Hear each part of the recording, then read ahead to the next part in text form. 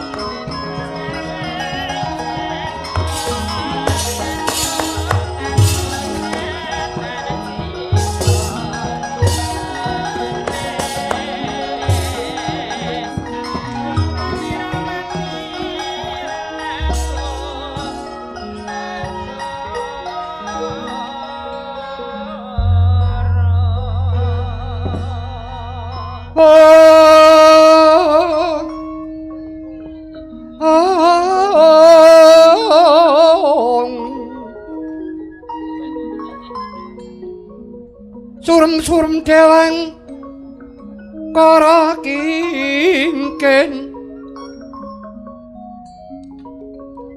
ler manguswa kang layon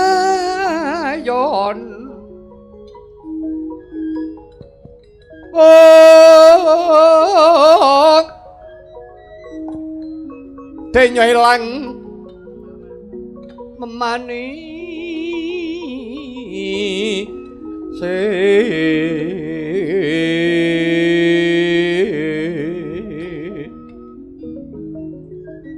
wedananira landung umaku jam ora nyomara tani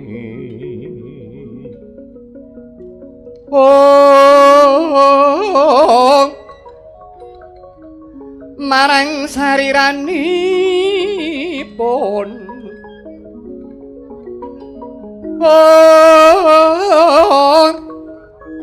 menes dene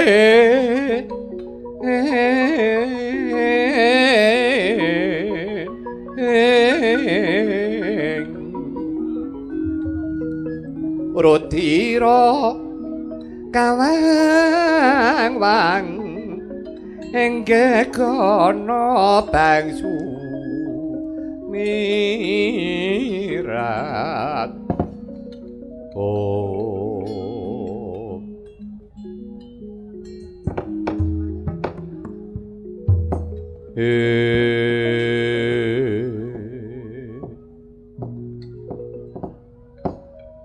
anakku nger anakku kembar neng kula lan Sadewa kowe iki bocah lolo bareng kowe tumekana ngarepku durung nganti kowe matur mak brol loh ku mak brebel sumedhot rasane atiku aku kelingan mbokmu nalika semana kalingan ibumu madrim nalika tak pasrahake kelawan wargi bapakmu Yayi Pandhu jaman lakon Kunti pilih biyen kembar bejo kemayangan dene sak sedane ibumu si madrim mergo tresna kawan bapakmu Yayi Pandhu kowe disesepi kelawan ibumu si Kunti Talibrata nadyan kowe ibumu kwalon ning ora mantra-mantra yen to kuwi ibu aran banget nggone asih tresna karo kowe Gembar nganti kowe digula wentah nganti dadi bocah pinter dadi bocah kang utama pangabekti kula katur ya bektimu wis tak tampa. Nalika ngarep koyo-koyo rasaku. Kaya tak jangka-jangkaos pisan. Kaya tak rampung-rampung ana Pandhawa. Nanging bareng mak jedul anakku nang kula lan Sadewa katon. Ilang daya kekuatanku. Tuwuh rasa ternyuh welasku marang bocah sakloron. Aku eling rikalane Prabu Kresna dinuta kelawan para Pandhawa. Rikala semana aku wis nitipake bocah sakloron iki marang Prabu Kresna aja nganti kesempyok ing aradan kawengisaning peperangan.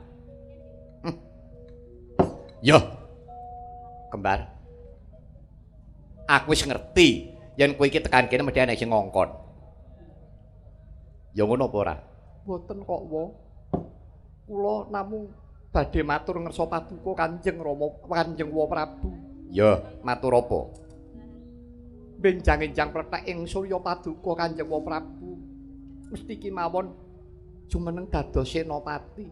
Kok kowe ngerti? Kula mireng. Mireng piye? Kula wau paduka ngendikan kaliyan Kakang Prabu Duryudana sampun nyagahi badhe jumeneng dados senopati. Rak ngaten to, Wa? Kowe mau krungu. Mireng wae. Lah upamane iya arep ngopo?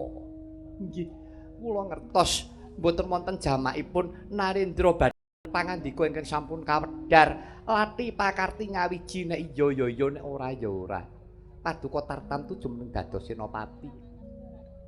Menawi ngaten, Wa Prabu, kula rila legawa. Malah kula kemawon wae dinten menika dalu menika ugi kepareng kula aturi nglunasi jiwa raganipun ingkang putra pun kembar. Kula nyuwun pejah kemawon wae. Kula mboten wantala menawi kula badhe nyemerapi sedanipun Kakang Punta, Kang Mas Werkudara, Kang Mas Arjuna. Langkung rumiyin kula rumiyin wae panjenengan sirnakaken wae. Aduh anakku, Ger. Oh.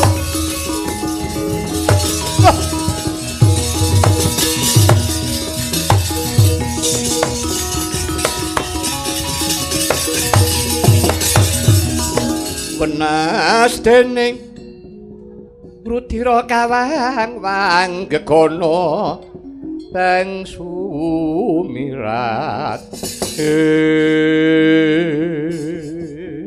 Oh, anakku nggih, anakku. Kembar. Lelakon iki kaya sung pralampita kelawan panjenengan ingsun. Yen to panjenengan ingsun kaya wis wanci caket tinimbalan ana ngersane Gusti kang akarya jagat. Yo. Kembar. Wonten dawuh. Kowe tekan kene mesti ana sing ngongkon.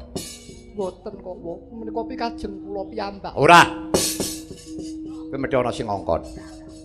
Persajan wae, bluku wae. Kowe dikongkon sapa? Mboten wonten kok wa. Menika pikajeng kula piyambak. Tenan? Inggih saestu. Iya. Ya arpa kowe kuwi matura yen saka karepmu dhewe ora mulih nalar. Yen kowe kuwi wani ngadhep ana ngersaku wanci bengi iki nek pancen ora ana sing perintah. Ya wis. Ora dadi ngopo. Ning wakmu aja mbok apusi ya. Ngerti ya? Kowe kuwi putraning Narendra Agung Binathara. Bapakmu kuwi banteng wong Ngastina. Sapa wani karo Prabu Pandhu? Ora ana. Ning bareng anak-anak tekan kowe kok seneng ngapusi, mane-man. Dosa lho ngapusi. Nggih, persajan kemawon dawuhipun Kakang Prabu Kresna. Lah rak tenan to. Iya. Ya. Kembar. Wanti-wanti dawuh pangandikanipun wa. Pancen bener. Sesuk-esuk plethèking surya Punwa bakal jumeneng dadi senopati. Nanging kowe tak kudan. Nadyan to kowe kuwi sakjekmu ora tau perang.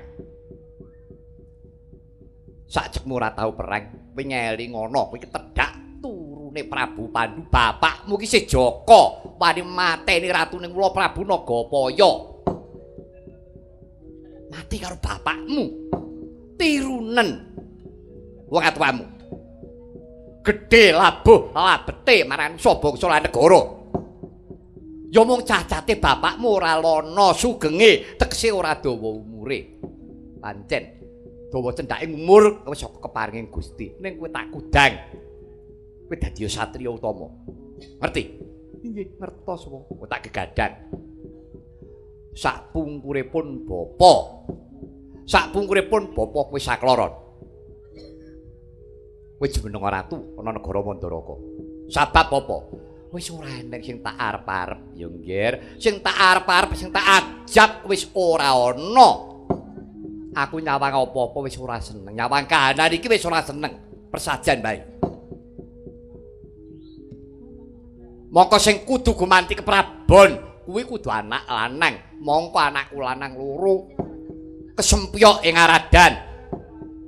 Rukmarata dalasan Burisrawa, ngerti to? Wis ora ana kabeh. Malah durung suwe iki. Tak yumu surti kanthi. Terus aku arep ngopo? Aku arep ngopo?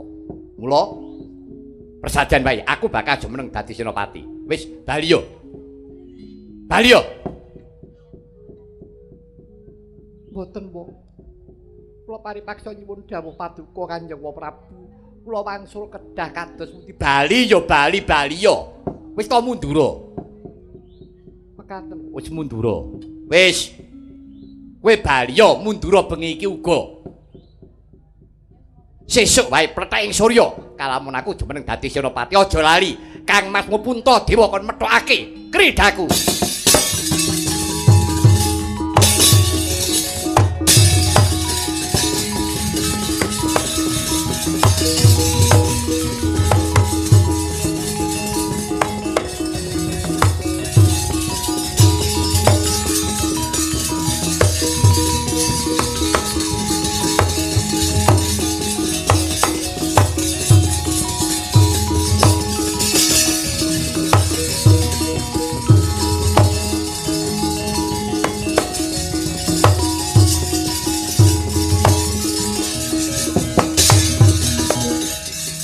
Punapa to mia ingsun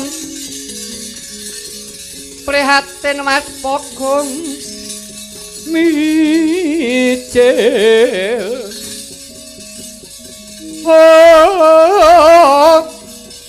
tudatan pokarya sengkang rinemekan koti Glong rinusak sekarnya sumawur gambir meladi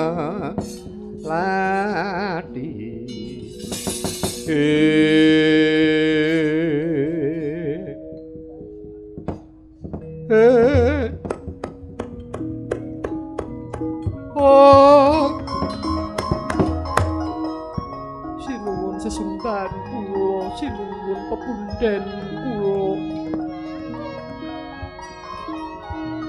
sinuwun garwaku wong ayu Yayi Pujawati ya Yayi Setyawati eneng apa mestine sira kudu niki wis sare kok malah si Adi mrepeki palengganing pun kakang eneng apa wong ayu lan kowe wis sugandini iki wonten dawuh sinuwun kepriye tata mula ladi kelawan gustimu kok dadak kowe kuwi malah melu ngribet-ngribeti sowan iki kula namung istaken dawuh pangandikanipun Kanjeng Ratu sinuwun eneng apa Yawati sinuwun Patuko Sang Prabu Nedya jumeneng dados senopati malang-malang raos sing manah kula sinuwun kowe sumelang kuwatir Nadya kados pundi kula tresna kaliyan Patuko Sang Prabu wong tresna ora kudu anduweni to wong tresna ora kudu andarbeni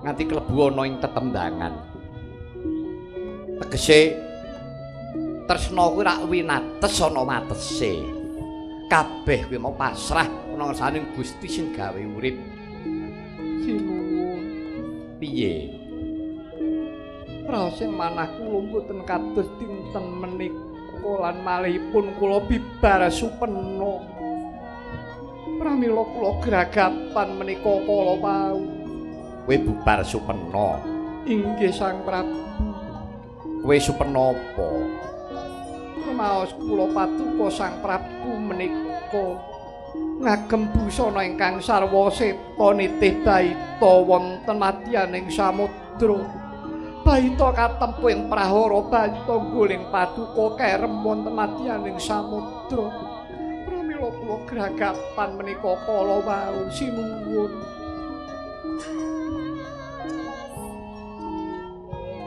Setyawati wonten dawuh impen kuwi kembange wong turu ya wong ayu ora mesti anjok marang kasunyatan wis to yen pancen kowe iki moh ngimpi ya aja turu aja sare Aja banget-banget anggonmu ngugemi. Marang impen pasupenan bisa uga sok ngayawara. Sinuwun. Menawi Paduka jumeneng dados senopati kula nderek sinuwun. Weh, adalah. Lah apa yo eneng senopati maju perang kok nggawa bojo to. Rak yo digeguyu wong. Ngene. Lungguh sing prayoga. Inggih Sang Prabu. Mestine wong ki nek jumeneng dadi senopati kuwi dadi garwaning ratu tur duweni kasekten jumeneng dadi senopati. Mestine kowe bombong, kowe seneng atimu. Aku jumangkah marang palagan, aku aja mbok tangisi wong ayu. Aku sangonono eseming memanismu karben bisa njalari bombong rasaku. Gumregah wanenku rak ngono. Dadi ya kados pundi Paduka menika sesembahan kula Sang Prabu. Kula mboten badhe saged pisah kelawan Paduka Sang Prabu. Ya. Ya wis. Wis yen pancen mengkono. Ayo. Iki pancine wis lingsir wengi. Ayo. Tak derekake manjing ana panti pamerman. Sugandini wonten dawuh tatanen papan pagulingan. Inggih Sang Prabu.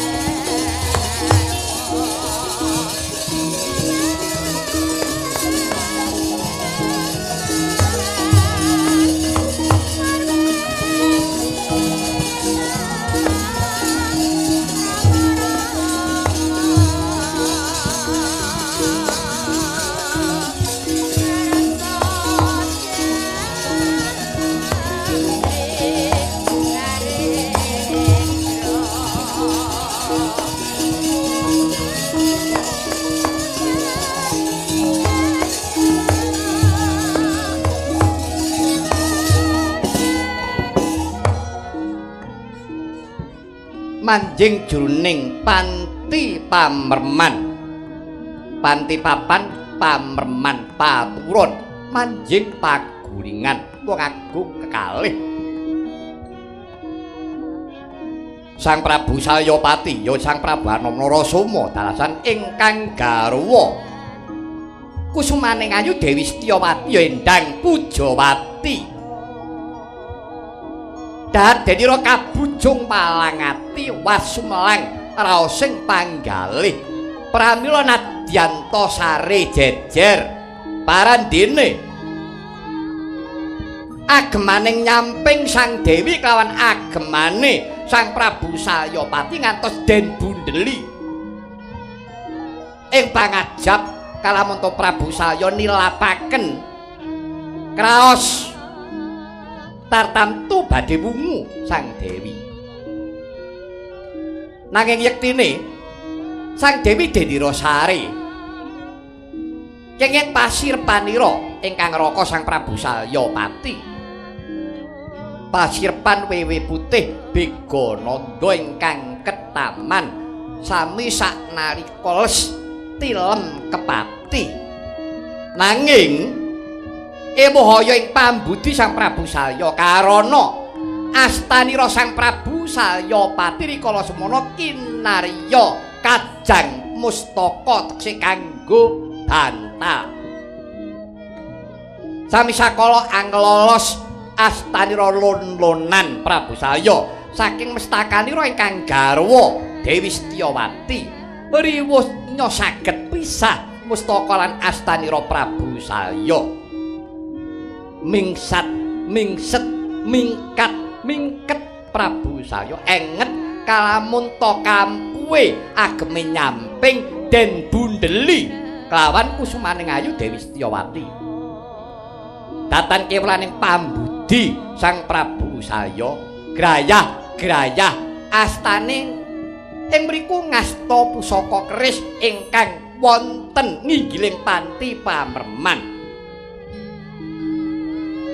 Pusaka keris Kyai Udanmas peparingira ingkang Rama Sawargi Begawan Bagaspati sigra linala saking rangkane kinarya magas nyampingi Sang Dewi kelawan Sang Prabu Salyapati ngantos saged pisah lon-lonan Sang Prabu Salyapati ngantos jinjit lampahe sampun ngantos kapiyarsa kapireng kelawan ingkang garwa.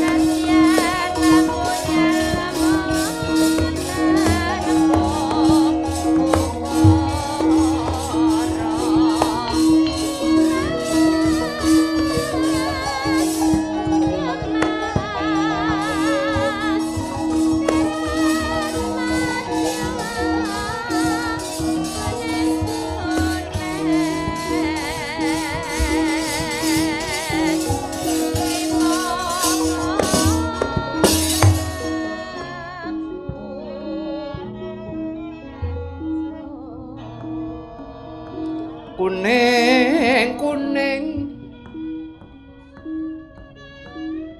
cahyane wong kuning malih omantorong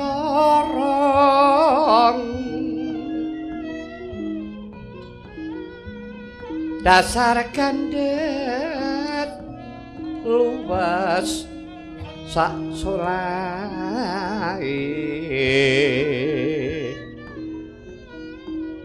wiragane tansah milangoni esem mumrak ati tansah karya wuyung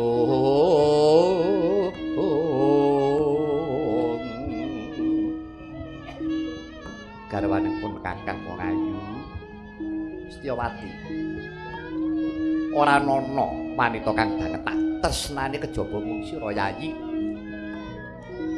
Mula sineksen jagat saisine akeh para narendra sing duweni garwa ampil nganti cacah 40 wiyana.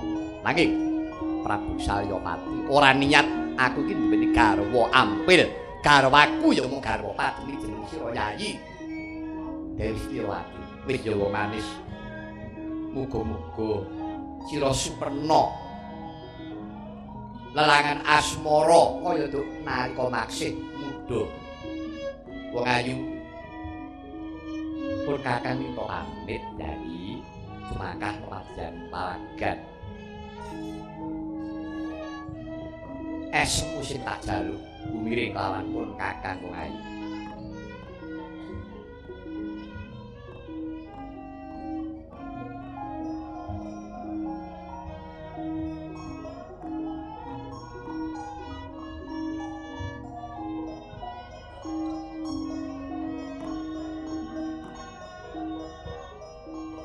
Aja pati-pati nglilir. Yen pun Kakang mengkone paragan.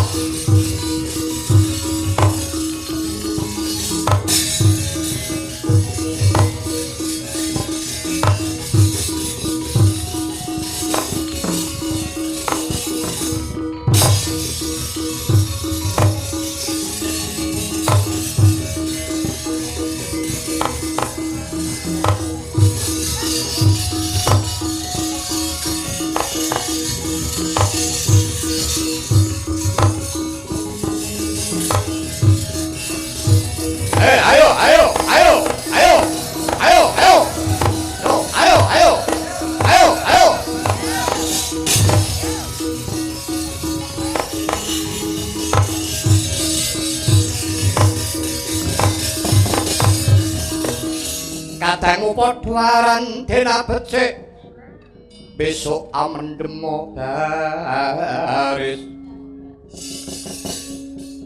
baris kang prayitna ya saranta wonging Dwarawati wong tinumpesen panikwawak Pandhawa handut marang kemangsa tan urung dadi mungsuh jagat Dewa Bathara ya jagat pangestu ngoro pereng kuwi pancen wengis wis ora ana tabeting rasa tresna wis ora ana tabeting rasa kawicaksanan eneke mung wani karo wani para Pandhawa para diaki waspadakno Senopati Agung Ngastina Natamandaraka Prabu Salyapati. Ayo yen to pancen kowe satriya prawira yuda tampanana pengabarane Prabu Salyapati.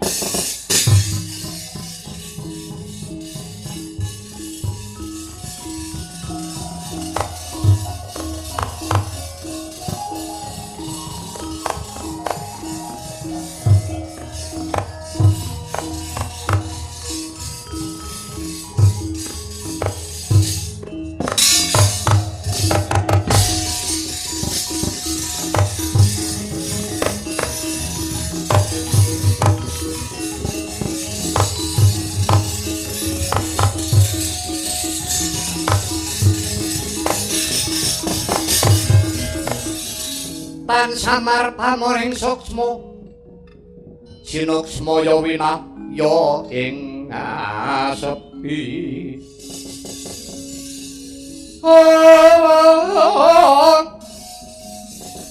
sumimpen telenging kalbu pambukaning warana tareng saking yap ayap penaluyu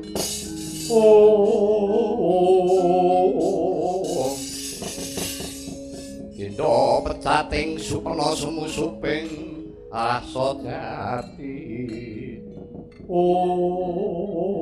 Lahing para telu nate Mandaraka Prabu Sayapati ya Prabu Soma Dentaya Prabu Anom Narasoma sigra ngeningaken cipta kawistara yen to cakep saruku tunggal suruku nutupi dadan hawa sanga 11 buntu nutupi dadan hawa sanga 11 buntu ngeningaken Pancandriya Pancalima-ndriya pengangen-angen ambirat hawa nafsu bayu pateng perkara mung sajuga ing sini dikara mandeng pucaking ngronarut marang geyongane kayun kayung-yun angayati ayaning paratama kaya mati jeneng urip-urip jroning pati liyep layaping aluyut pindha pecating Superna sumusuping rasa jati jati-jatine Sang Prabu Salya mantaji Candha Birawa paringanira ingkang Rama Marespa sawargi pandhita ing arga belah Begawan Bagaspati riwes nyokawatrek mijil dahana nyeluman nganti mahewu-hewu gegilane wujude.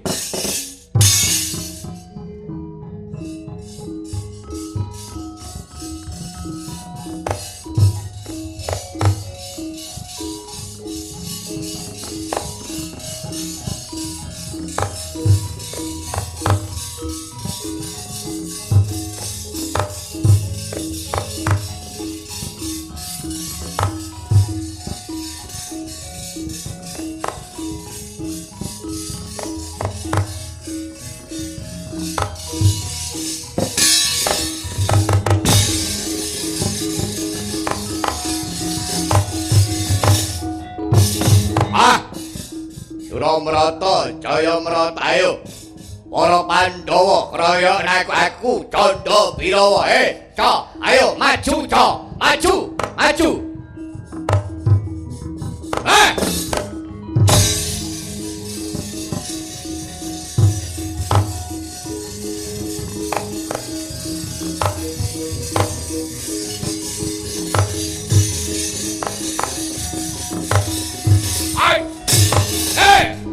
ayo mangkat cok ayo budal yo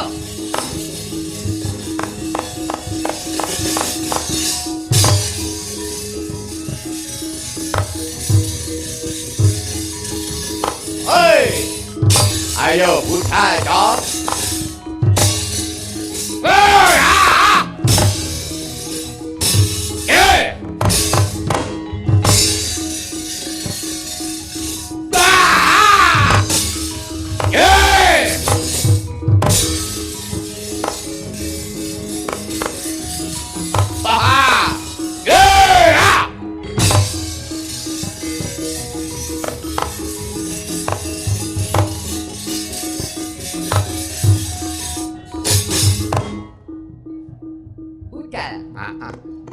Yo, ada delok wayang yo. Ayo.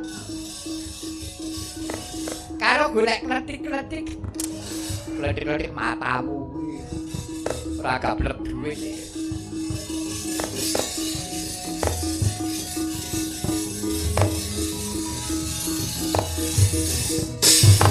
Melu.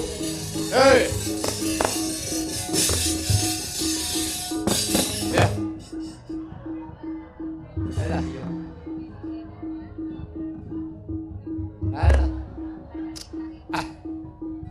Dintane iki. Ya ampun. Tinggal wae. Aku ki biyen lair aja konangan bidane tak dadi ndas tok. Yung. Ka, melu ka.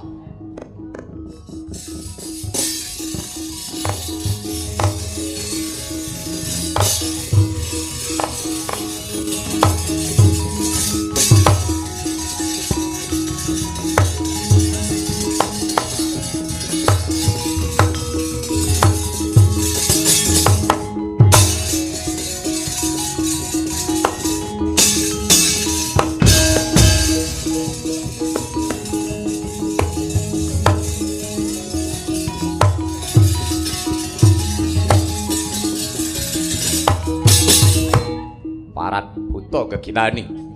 Ora nyono Kurawa duwe bala nyewluman. Wah, ora susah dadak kowe kakian pertingsing. Sapa kowe? Sencaki. Sapa Candha Birawa? Ayo, Pandhawa kon mrene. Kon maju mrene.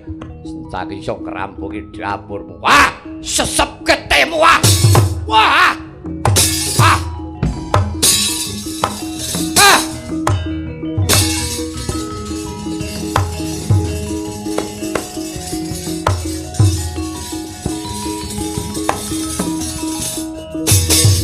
Wah! Weh! Wah! Weh! Ah! Ah! Ah! Yeah!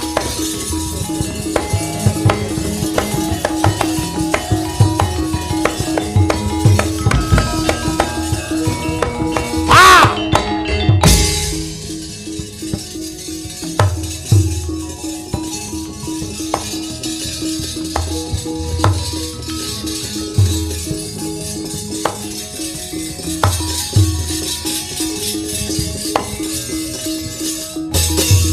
Wah, meng bola krocok ngene iki. Ayo, kroyoken aku.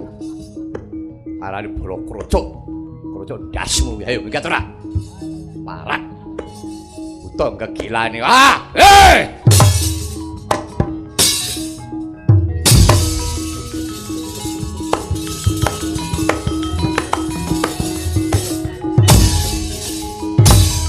Ah! Ah! Yeay! Ay! Ah! Yeay! Ah!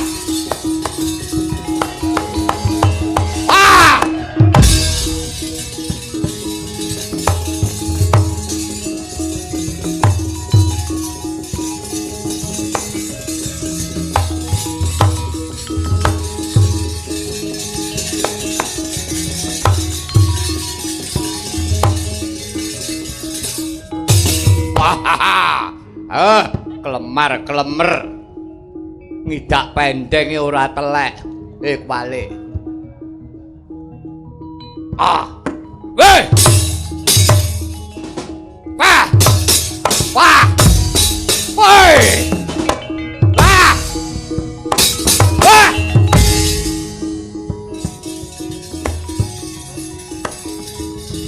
Woi! Wah! Woi! Oh, hey! Ah, oi! Ah! Woi! Wah! Ah! Woi! Ah! Woi! Ah!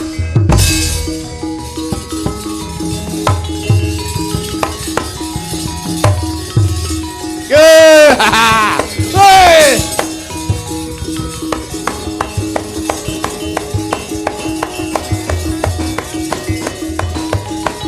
Ah! Weh! Ah!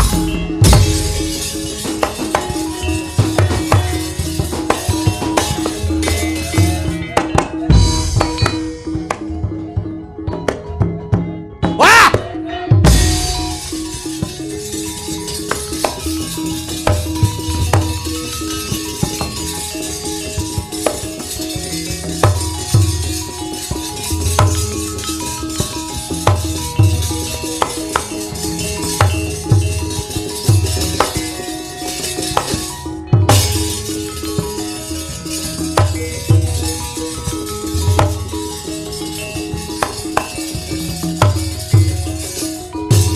Ah!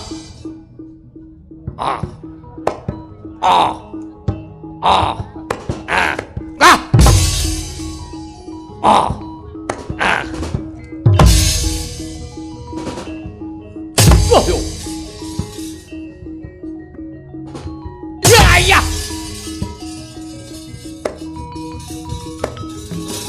Ya, ya! Yo! Ayo, yo! Wah! Wah! Wah! Wah!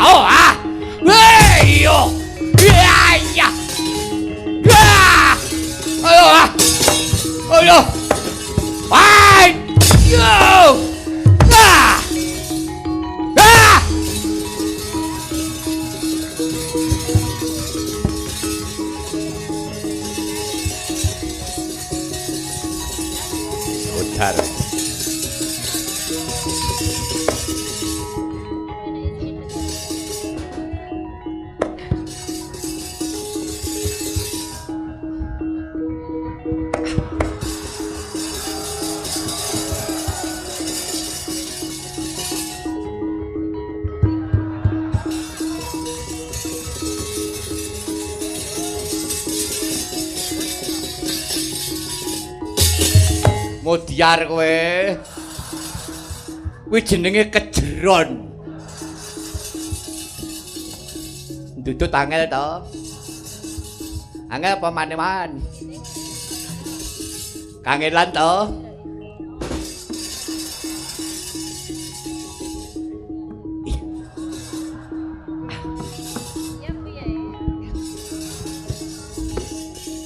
Tinggal udut sik.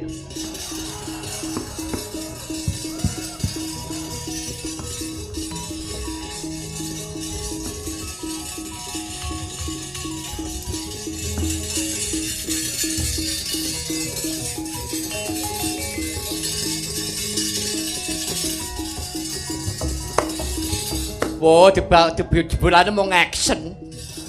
Tangi. Tangi. Ambles dengkulmu wonge lunga e. Wah!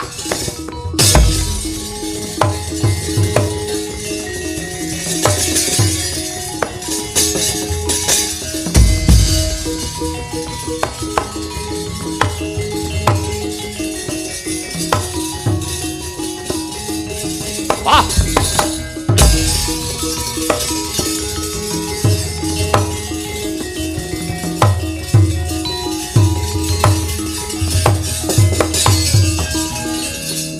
Yaksa kura rupari sedeng Narendra yaksana laku kang malwalya ingkang gambira marang angise siyung amatu Prabawa ladal aku tetungguling Candha Birawa. Nadyan kowe mateni Candha Birawa 1, tukul 10, mateni 2, tukul dadi 20. Mateni 10 dadi 100. Wah, entek nalarmu kowe. Lakon. Tegal Kurusetra iki bakal awoh buta nyeluman. Ayo, iki tetungguling Candha Birawa. Maju tak serampat ilang nyawamu kowe.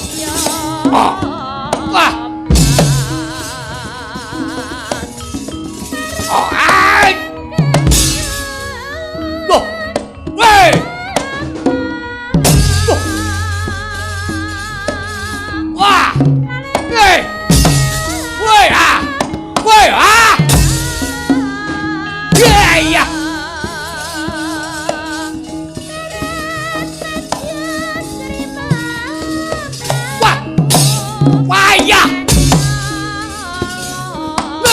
Ah. Yo. Oh. Ya.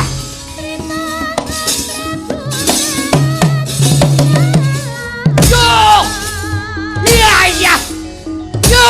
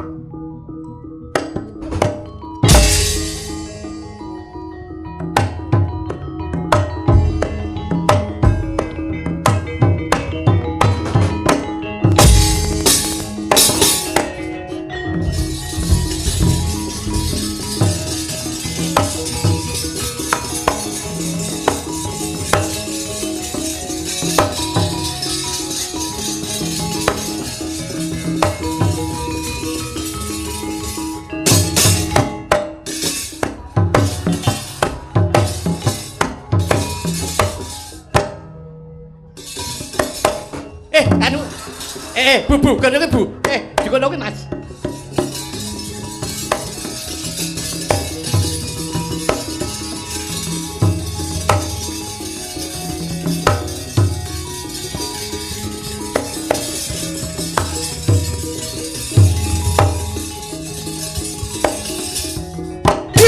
Iya. Yo. Oh. Yo! Oh! Wah! Ya ya! Yo! Yo!